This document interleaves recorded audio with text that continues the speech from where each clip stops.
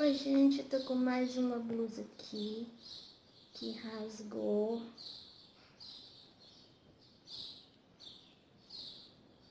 Ó, e eu vou arrumar ela com uma blusa boa. Quero mostrar pra vocês. Eu vou colocar uma entertela aqui, ó, nesse buraco aqui.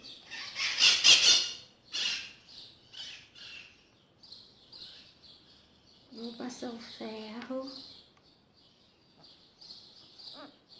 e colar ela aqui.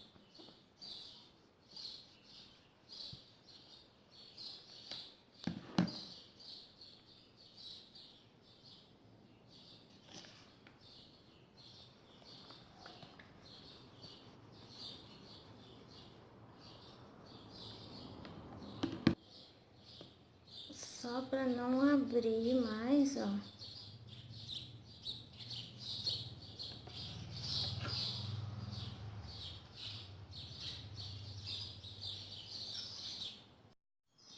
Olha, eu coloquei aqui a entertela para segurar e peguei uma renda e recortei essas rosinhas e eu vou colocar aqui cola para tecido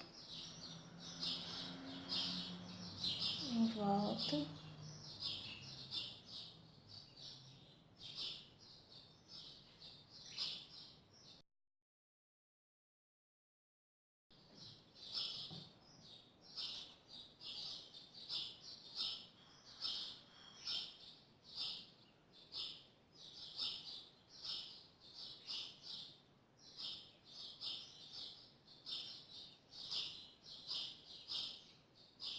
E secar isso só.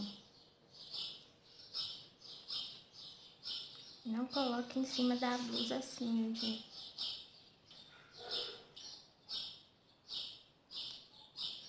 Vou colocar mais um aqui.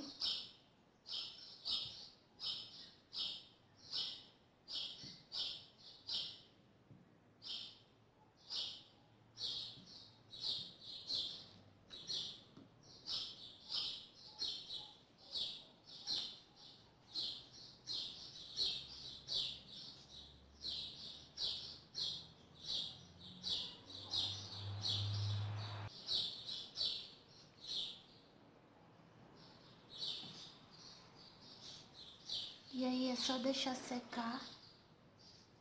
Deu pra ver, tá um pouco escuro. Ó, tá, vou deixar secar a cola.